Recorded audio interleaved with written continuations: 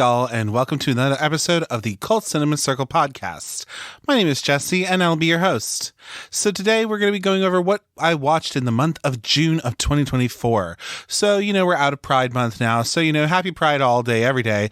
But, I didn't really end up watching a whole lot of gay movies this month, unfortunately, but I did watch a couple different things, and we'll go over that right now. So, without further ado, let's move into it. So, part of this month, I was participating a little bit in the Horror Queers Pride Watch Along that they do every year, but I did fall off of that.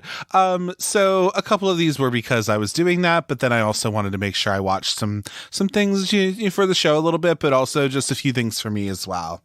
So on the first of the month, I ended up starting the television show Twin Peaks from 1989. I was doing 2 episodes at a time, and I was watching them pretty much on Saturdays. It's all on Paramount Plus, so I thought, why the hell not? So I started with the pilot, Northwest Passage, and episode 1, Traces to Nowhere. And this is a good little show. I gave it a 3.5. I think I still have 2 more episodes to go with the first season, and then I have to actually watch the second season, because I do want to get to the point where I actually finish the show, and then I can watch Twin Peaks Fire Walk with Me. But it was a good time. I love a David Lynch movie, of course. And so this is literally a series he made. So, it's kind of right up my alley. It's really weird and odd, but I like it for what it is. So, yeah, the next thing I watched was actually a rewatch for me, and it is a movie from 1932. It's called The Old Dark House. Sorry I didn't give much of a plot of what Twin Peaks is about. A girl named Laura Palmer gets killed, and then people are devastated about it, and people are trying to figure out what the hell happened. That's all you need to know. But and then just insanity ensues. So then, The Old Dark House, like I was saying, is a James Whale movie. James Whale was out homosexual back in the day. He made Frankenstein in this movie, and also, I think, The Invisible Man, I don't remember, but it was something like that. And this is, like I said, from 1932. This is about these 5 travelers who pretty much end up at this, old dark house that have, these weirdos kind of in it, and they have to, settle for the night a little bit. It's a quick 70 minutes, get in, get out. It's great. But it's a fun time. I believe I gave it a 3.5. I've watched this before, and I just think it's so fun. Boris Karloff is in it. Gloria Stewart, who's old Rose from Titanic, is in it. It's a good time. I really liked it. And I think it was on... God, what was it on, Criterion Channel or one of those ones? It's always floating around somewhere. You can find it. And again, it's a pre-code movie, but it's so queer coded and really interesting, and I think it's a good time. So if you're at all interested in looking at old horror or anything like that, I would definitely recommend checking it out, because I think it's worth a shot and worth a watch. Then the next thing I watched was an HBO Max documentary, which was from Identify. Investigation Discovery, that's what they're called. I cannot talk today. But I was watching, it's the newest one that they did, because they're the same people who also brought you Quiet on Set a little bit, but this is a little different. It was actually Fallen Idols, Nick and Aaron Carter. This was pretty much talking about the controversy that surrounds Nick Carter, because women have come forward and said that he was, a predator and sexually assaulted them. And then also the fact that Aaron Carter had his own kind of issues before his tragic death in 2022. But he was also speaking out against his brother. So I didn't rate this or anything like that. I don't know really much to say about it. I tend to believe people when they say hey, look, this happened to me, and I want to believe survivors, and I want to believe people who said that they're assaulted. I definitely don't think that Nick Carter is all the way innocent, for sure. And I mean, if anything, it shows that this business is fucking crazy, and the entertainment business is crazy. And also Aaron Carter really, really needed help, and nobody seemed to be able to either get him the help, or he didn't want it, or whatever. It's just more so sad than anything.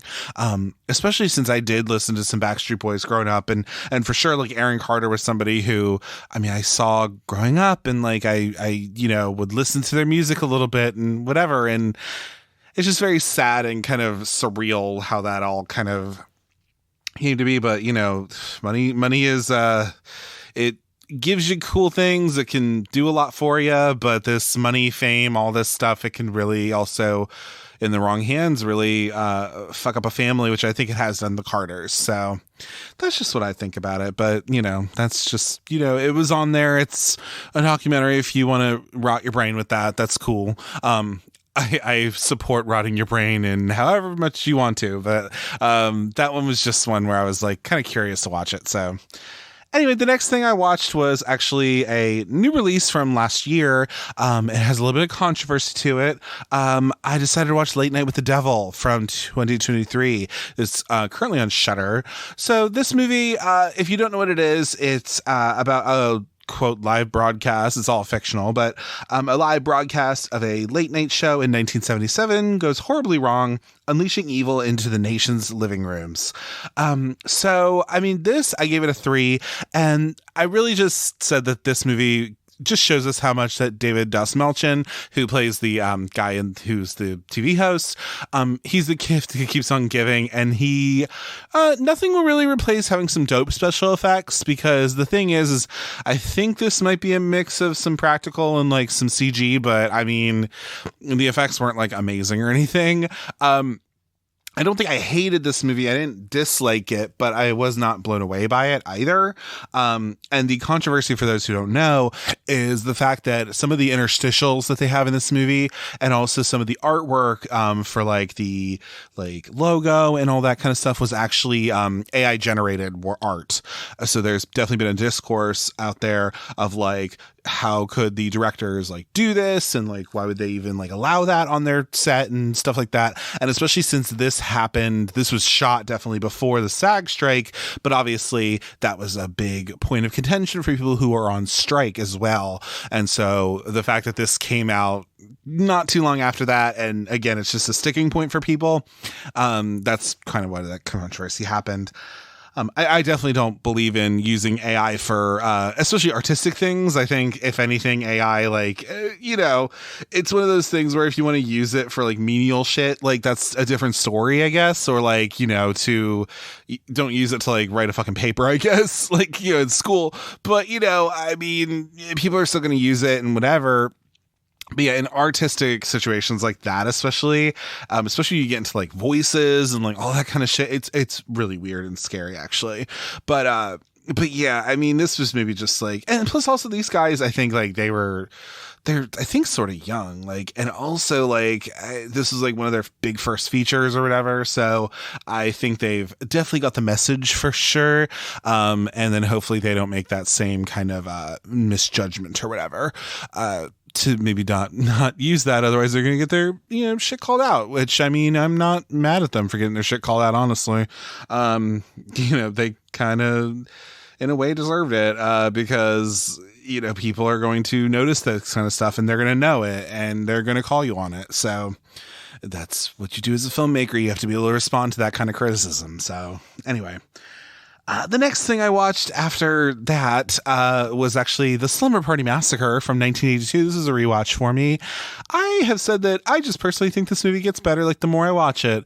It's just a fun, cute little time. And if you don't already know, I did an episode on this back in the day, like 2 years ago almost. And this is Amy Holden Jones. It's a female director, also a female writer.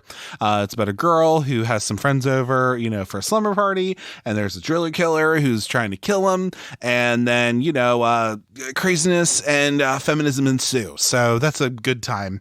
Yeah, you know how I feel about Slumber Party Massacre. I fucking love that movie. And I like Slumber Party Massacre 2, and I haven't seen the third one. I love the remake from Sci-Fi. It's just, yeah. I was watching that for female director, I think was the category for the horror queers watch along. So I was doing that. I think Late Night with the Devil was for found footage, and then The Old Dark House was for James Whale, and then Twin Peaks was for TV episodes. So every Saturday I was watching episodes of Twin Peaks as well. Then the next thing I watched was actually from 2009. It is one of the remakes of a classic horror film, and it was the Friday the 13th remake from Marcus Nispel, the same guy who did the Texas Chainsaw remake from 2003, and Platinum Dunes, I believe, did this. You know what it is. It's a remake of Friday the 13th. They pretty much squish all 4 of the first movies into this film. So I gave this a little 3.5, and yeah, I liked it. I put in my little letterbox review, I said I too love to wakeboard topless, because if you don't already know, Willa Ford, who has the banger of a song "I Want to Be Bad," from the early 2000s, she's in this movie. She plays one of the teenagers, quote unquote, or young people, and she is in fact topless wakeboarding, and then spoiler alert, she gets stabbed in the head. But it was a good time though. I liked it, and I thought it was good. I'm planning on doing a kind of, not a crazy retrospective, but I tend to kind of cover the franchise as a whole at some point on this show. And so that'll be fun. I'll go through. I'll probably break it up into 2 episodes, actually, because that's a lot of movies. But yeah, I think I'm going to do that. And so I'll probably end up watching this again at some point. Or maybe I'll just use this one time to have watched it and been like, yep, this is what I think about it now. But I did not hate this remake at all. And then the next thing I watched after that was actually another remake of a horror classic, and it was Halloween from 2007, which I don't think I ever saw. So that was cool. It was a Rob Zombie one, of course. Again, you don't really need to know what it's the same story, like literally. It's just by Rob Zombie. So there's a lot more fucks in it. So some F slurs thrown in there, and just griminess all around, as Rob Zombie likes to do. I just put in my little review, I just said, I can't help but do body rolls when I hear the theme song for Halloween. It's just a bop. And it's very true. Anytime it comes on, I just want to roll my body and just feel the music. So, thank you, John Carpenter.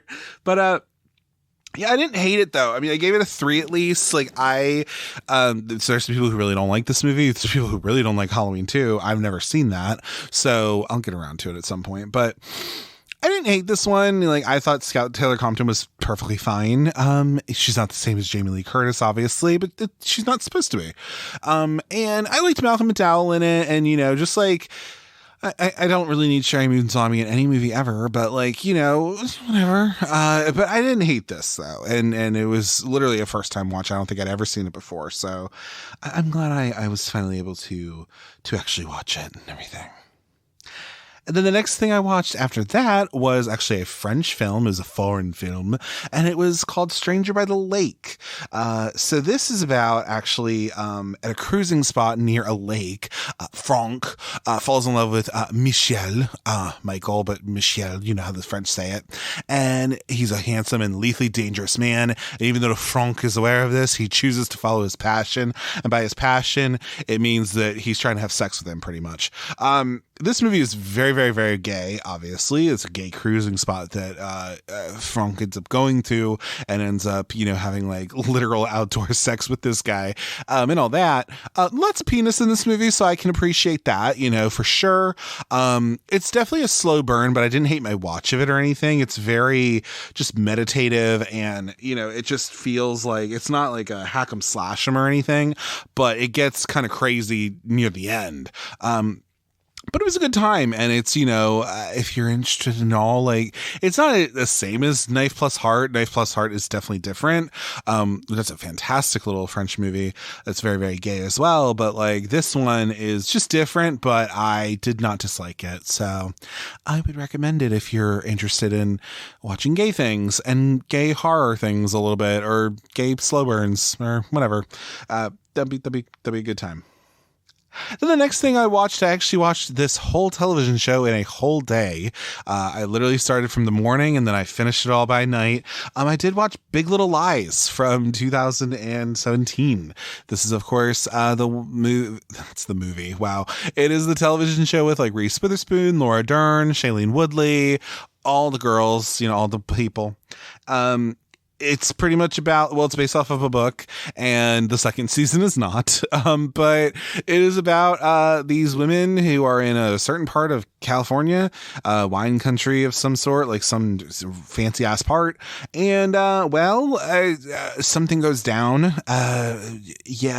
Some shit goes down, and it's a lot of just trying to, hide secrets and, you know, be fabulous and whatever the hell. I don't know. Go look it up. Go watch the show, I guess. But like, I liked it though. I gave it a 4 and a little heart. I really liked my watch of it. Do I think it needs to come back? I don't know. I love the fabulosity of it all. However, I don't know if I need a 3rd season of it, but that's just me.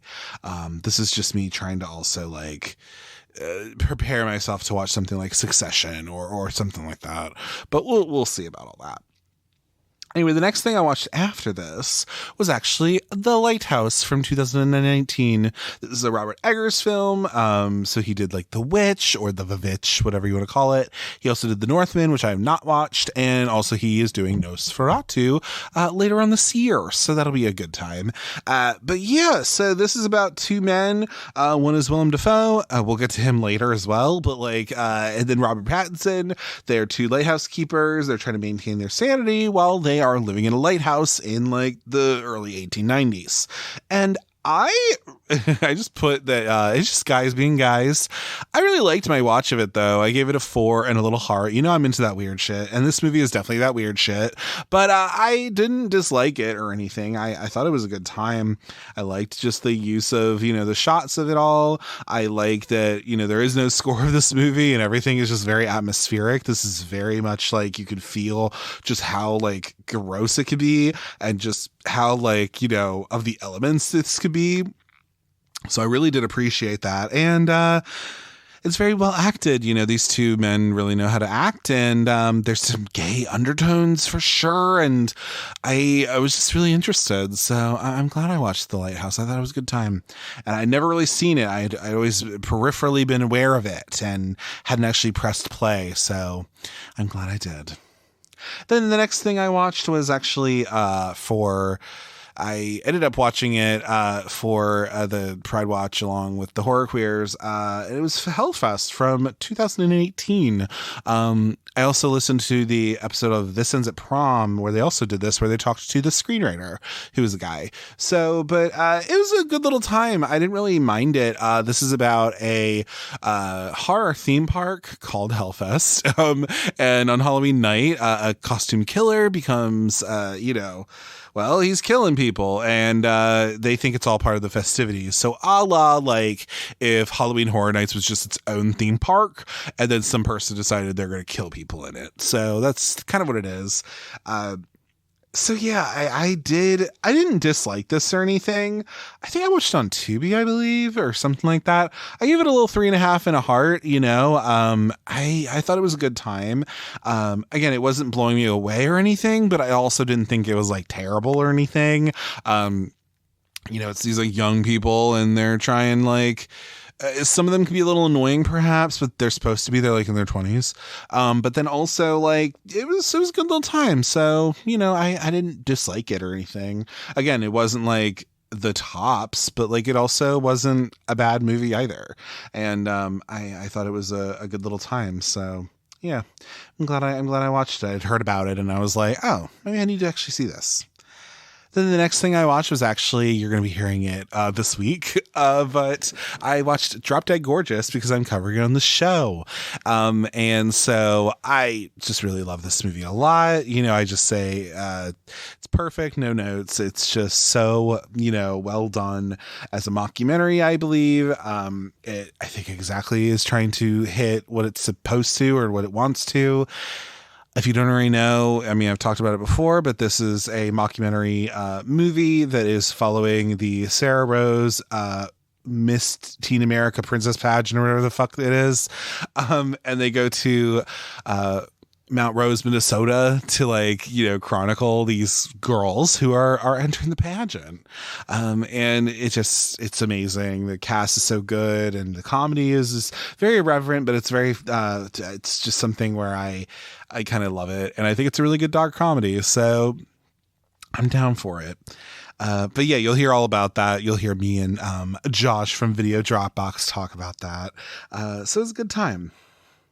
Then the next thing I watched after that, because I think it was on Criterion Channel, but then it also ended up other places because unfortunately Donald Sutherland passed away last month.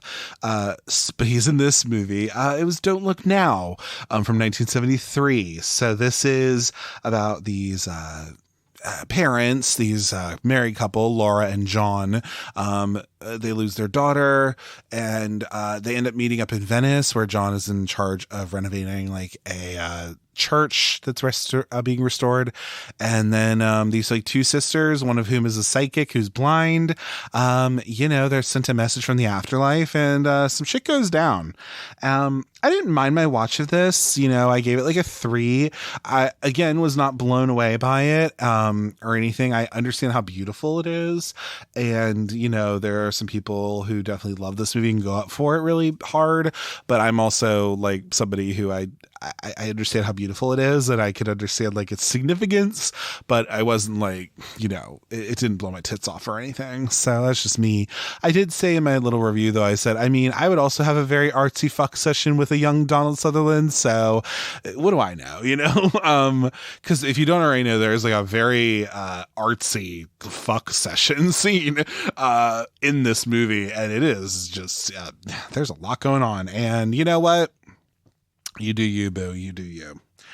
But the next thing I watched after that was also on Criterion Channel, actually, too. And it is a little known vampire film. It's called The Addiction from 1995. It was directed by Abel Ferrara.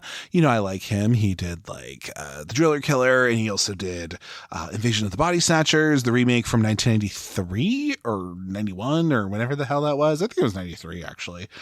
But anyway, this is a good time. This is about a doctoral student, a philosophy student, who is, pretty much they are becoming a vampire because they got bit, and they're trying to follow the philosophy of, being a vampire, I guess, and controlling her thirst for blood. And the vampire themselves is played by Lily Taylor, who is an icon.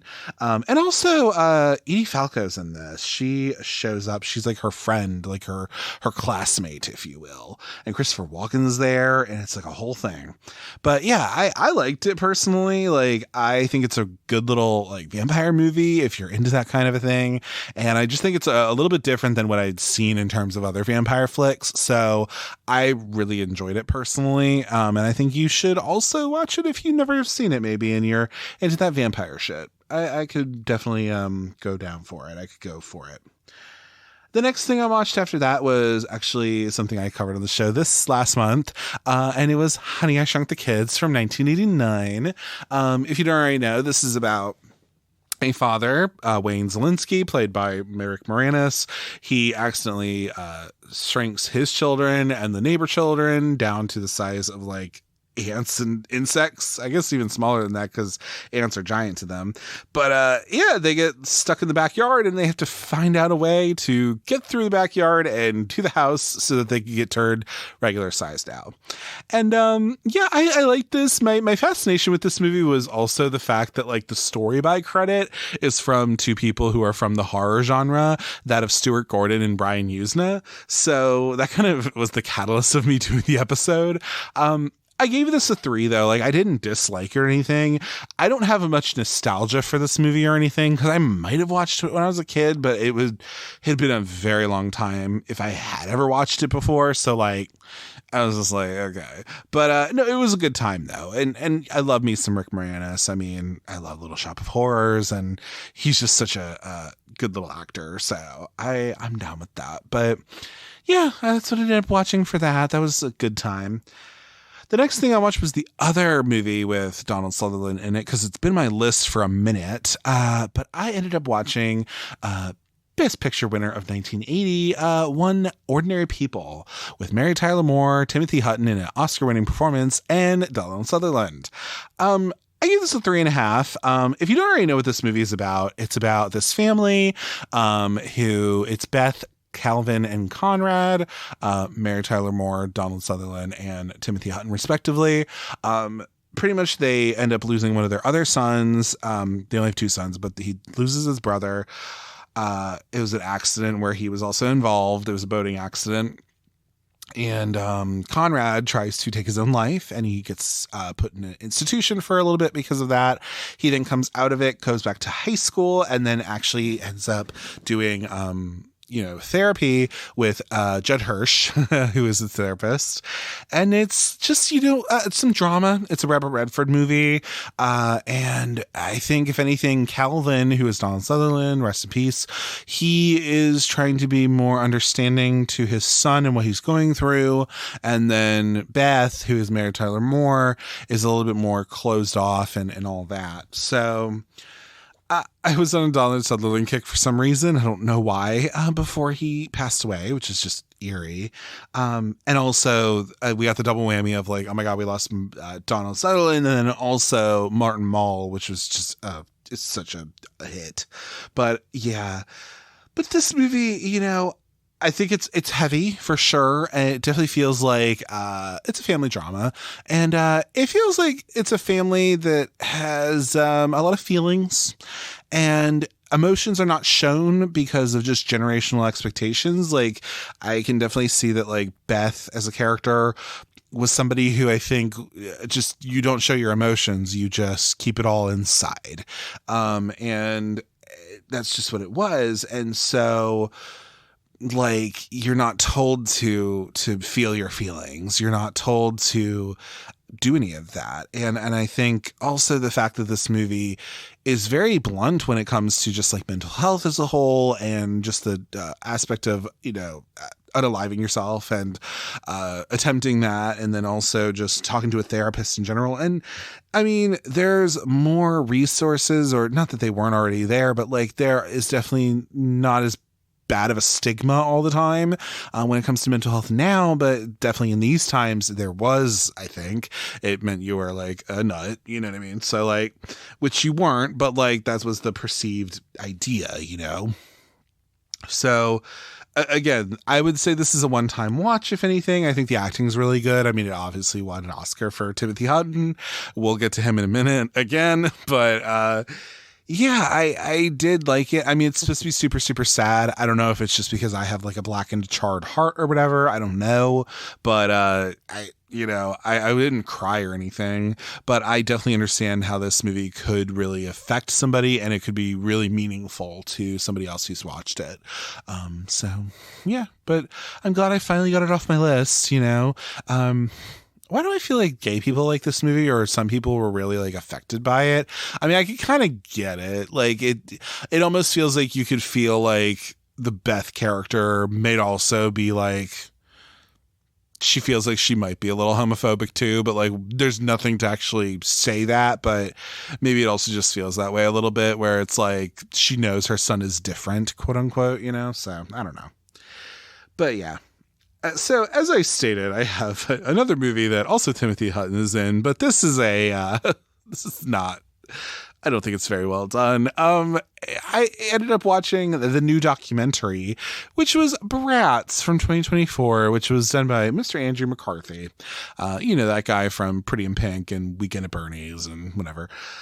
This has been in the news a little bit, or just in the entertainment industry a little bit, because Andrew McCarthy, he decided to direct a movie, a documentary, asking the question, how has being a part of the Brat Pack affected you? Brat Pack, if you will. So he ended up like getting like people like Rob Lowe and who the fuck else? Emilio Estevez, Ali Sheedy, and Demi Moore, and different people. John Cryer, for some reason, he gets them all together and is like asking them questions about whatever the fuck. If you couldn't already tell, I didn't really like this movie. Yeah, I love a good like 80s teen movie. Like, give me teen movies all day. I love them. I just was not the hugest fan of this. I didn't really quite understand what the point of it was. It feels like this whole movie could have definitely been like an email, personally. And it's just odd. Like, for example, like Timothy Hutton's in it. Like, Andrew McCarthy goes to Timothy Hutton to talk to him for some reason. I don't really know why. And also Leah Thompson's there with her husband, Howard Deutsch. That's kind of out of nowhere. I was like, okay. I mean, I kind of get it, but I'm also like, okay, what the heck? there's that, and then there's also just like he talked to the journalist who like coined the term the Brat Pack, and I was like so not interested, and maybe you shouldn't go into it that way. I'm sorry, I don't know what to tell you. Like it's just. That's just what I thought personally. I just think that this did not need to be a movie. In my opinion, I think it could have been like, I think I saw like, who was it? Matthew Ownby or Ben Cheeves from like, I think they were TCM and they might still work there, but I like listening to them on different podcasts they've been on. But like, I think one of them even said like on Letterboxd, like, this very well could have just been like an op-ed piece that like Andrew McCarthy could have put in the New Yorker or something like that, or the New York Magazine or whatever. And I was like, that kind of makes sense. Yes, it very well could have been. Even like Molly Ringwald, nobody, he talked to Molly Ringwald, but Molly Ringwald didn't want to really participate, which is fine. But it was like when she did her like little journalistic thing about like watching her movies as like a literal adult and also a mom to a girl, you know what I mean? So I think that was probably a better done piece than this was, to be honest. But that's also because Molly Ringwald is that bitch, obviously. I mean, duh. But like, yeah, that's just what I thought about. I thought it was a slog. I fucking hated it. But anyway. Another movie I didn't really love either, but yeah, this was a movie. It's my first foray into actually watching a full Lars von Trier movie. Lovely. I decided to watch Antichrist. If you don't know what Antichrist is, it's about a couple named He and She, played by Willem Dafoe. Again, he was in one of the other movies I watched, which was Lighthouse. And then also Charlotte Gainsbourg, who's French, I think. Anyway. They retreat to a cabin called Eden in the woods, hoping to repair their broken hearts after their son literally falls out a window as they're fucking. And they're trying to repair the troubled marriage, whatever. Oh, also fun little thing. I think the Willem Dafoe in this movie is also the therapist to his wife, or takes on therapeutic duties for his wife. And that doesn't end well. Anyway, yeah, if you just want to feel bad for like fucking 108 minutes, I guess. I didn't personally really like this a whole lot. I said in my little review, I just was like popping over to Spooky Rice to get an explained video. Go check out Spooky Rice's YouTube channel. He goes through all different sorts of disturbing movies and explains them. And it's really cool. He covers Gambit and I really like it. But, cause I like a good disturbing movie here and there. Antichrist definitely is that. I mean, you see some penis, a penis may or may not ejaculate blood, that's metal. But, I still might end up watching another Lars von Trier movie, perhaps. I was trying to watch Melancholia because Kirsten Dunst is there, and also like maybe The House that Jack built. But I might need a couple weeks, and then I'll go back into it. You know what I mean? So that's just what I think about that. But yeah, so that was fun, quote unquote. Not really, but it was a journey. Then the next thing I watched was just a wonderful little movie that I really like. It was also on Criterion Channel, so thought I would, hit it up.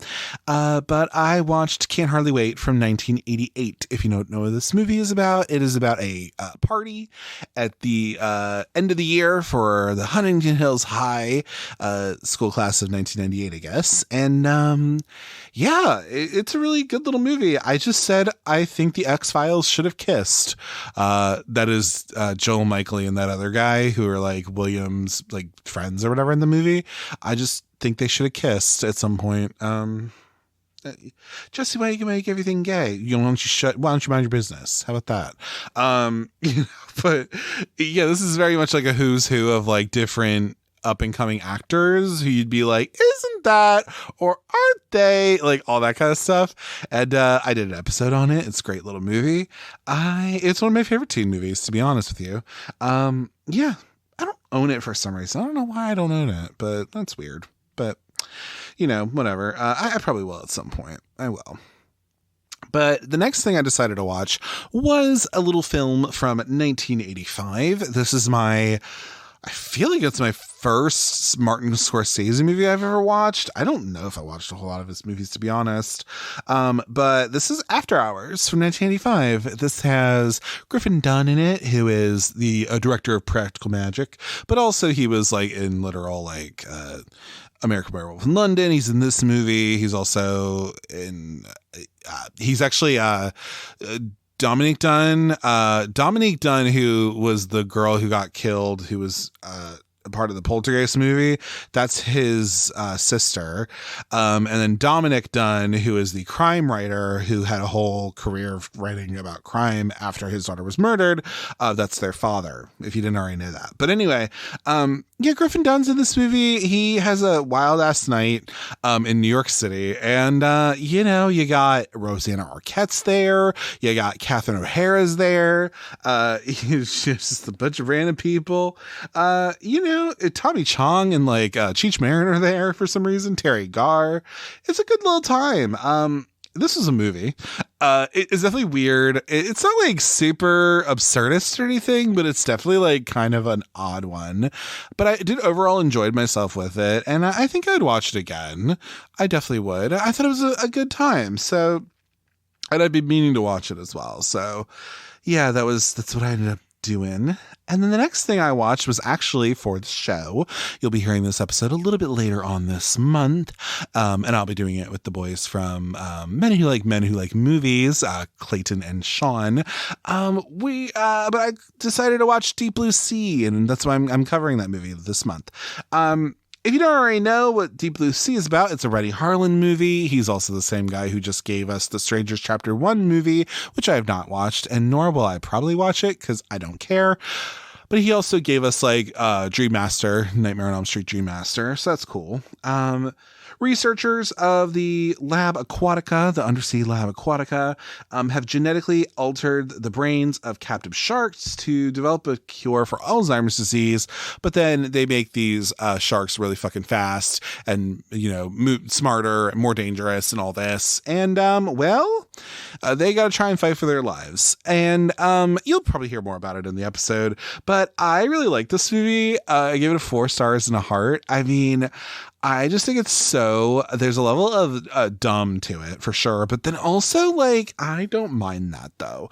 And I think this movie exactly knows what it's supposed to be. And I can really respect and appreciate that. So I also just think it's really cool. And I like these smart ass sharks who are whooping everyone's ass. I can get into that. So yeah, that's exactly what I thought about Deep Blue Sea personally. And again, you'll hear more about me and the boys from Men Who Like Movies thoughts on it later on this month. So please stick around.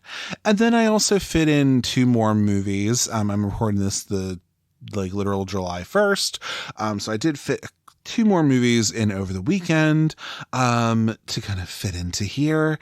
I ended up watching a little film from 1985 as well. And that was Back to the Future. And if you remember, I may have mentioned it on this episode or another one of these episodes. I had never seen this movie before, so this is a first time watch for me. This is a Robert Zemeckis movie. If you don't know what this movie is about, it's about Marty McFly, played by one Michael J. Fox. He accidentally gets sent back 30 years in the past to 1955.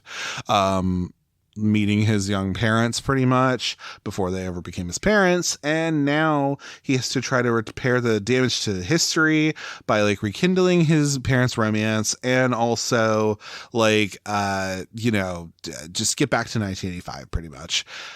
Now, I will say, I mean, this people, their tits pop off when they, talk about this movie. Some people love it so much. And I will say, for me, I gave this 3.5 and a star, little heart. I did like it enough. It was perfectly fine.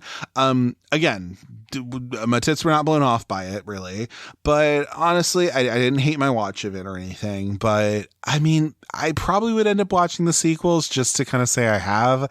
But I'll just say that this wasn't something where I will then go back and be like, oh my God, it's so amazing. It's fine. It's a teen boy movie, you know. It's you know, it has some good actors in it, and you know, it's a fun time. I mean, who could hate a movie with Leah Thompson in it? I mean, come on, really. But it was fine, you know. But I wasn't like blown away by it or anything. So I'm like square in the middle personally. And then, I mean, of course, you already know I love Bill and Ted so much. So to me personally, this is a little bit of the superior film, or, you know, Bill and Ted is. But, you know, whatever. You could say, oh, well, this had to, you know, whatever. And I was like, okay. It's, again, a little bit different, but, you know, whatever. They're all teen boy movies. Like, it's fine. And then the last thing I watched of the month was actually my first little bit of a foray into Charlie Kaufman. I decided to finally watch Eternal Sunshine of the Spotless Mind from 2004.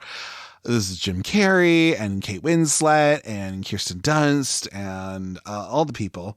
If you don't know what this movie is about, it's about Joel Barish, played by Jim Carrey. He is heartbroken when his girlfriend, Clementine, played by not Kirsten Dunst, sorry, Kate Winslet, they both have K names, underwent a procedure to erase him from her memory. And he decides to do the same. However, as he watches his memories of her fade away, he realizes that he still loves her and may be too late to correct his mistake. Now, again, this is a movie that very much is like beloved by a lot of people. And it's like, oh my God, I love this movie so fucking much. And I also agree with it. I gave it a 4 and a heart.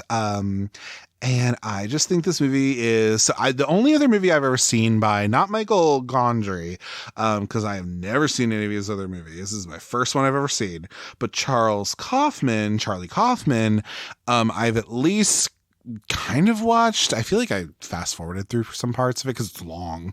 But I did watch a little bit of this. I'm Thinking of Ending Things on Netflix, because I was actually listening to the book of that, and I probably will end up. That's a really interesting movie too, if you're into it. But this definitely gave me those vibes a little bit. Charlie Kaufman is very much he has a certain way of his movies and like what he does in terms of writing them. So this definitely is up his alley with that. But I just loved it so much. I mean, Jim Carrey, like, amazing in this movie, shows that he could do drama. Kate Winslet's always a good time, obviously. I mean, Kirsten Dunst is there, love her. Mark Ruffalo does a great job in this movie. Like, everyone is firing on all cylinders for me. And I really just think, like, it is just so honest and real, and about what it's like to fall in love with somebody, be in love with somebody, perhaps break up with somebody, you know, in the meantime as well. And there's just a lot going on, but I really I just really like it, and I kind of want to see other Charlie Kaufman movies that aren't just this I'm Thinking of Ending Things in this, because yeah, he is he's not Lynchian or anything, but I mean, he's definitely is an odd duck, and I appreciate the odd duckness of him, truly. You know, so I thought it was a good time. So, and that is a little bit of what I watched in the month of June of 2024. So yeah, I mean, I'm going to watch some other shit, you know, coming up this month, of course, you know, so, and, start to plan out, you know, what else is coming up for the year. I already have some stuff planned, obviously, but I'm going to start, you know, getting some recordings set up and all that kind of fun stuff. You'll have to see what I'm doing next month for that. But that'll be a good time, you know. I got some fun stuff, you know, coming up for next month. August is always like a weird thing because it's the end of summer, but then like also you're trying to still like keep the momentum, if you will.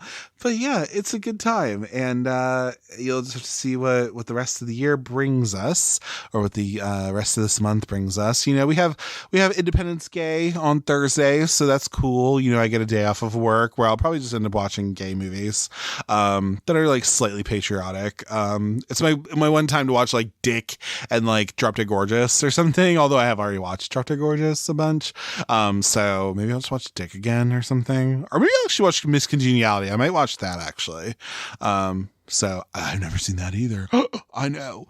But yeah. So not that I don't like Sandy Bullock or anything. I do. I do perfectly fine enough, but it's not like I'm a stan of hers or whatever, but yeah, it's a good time though. So anyway, before I ramble or go off of whatever, so just thank you so much for taking the time to listen to this. Please rate, comment, subscribe, give me 5 stars and a 1 to 2 sentence review on your podcatcher of choice, and see what else I have coming up. Follow Instagram on Cult Cinema Circle. Follow that Instagram page, and follow on Twitter at Cult Cinema Circle. Follow me on Letterboxd at Jesse Kremp. All one word. And then you'll get to see what I'm you'll get to see what I'm logging on the page and all that stuff. Email me at cultcinemacircle@gmail.com. And I think that's everything. But thank you so much for listening, and I'll see you next month. Take care. Bye.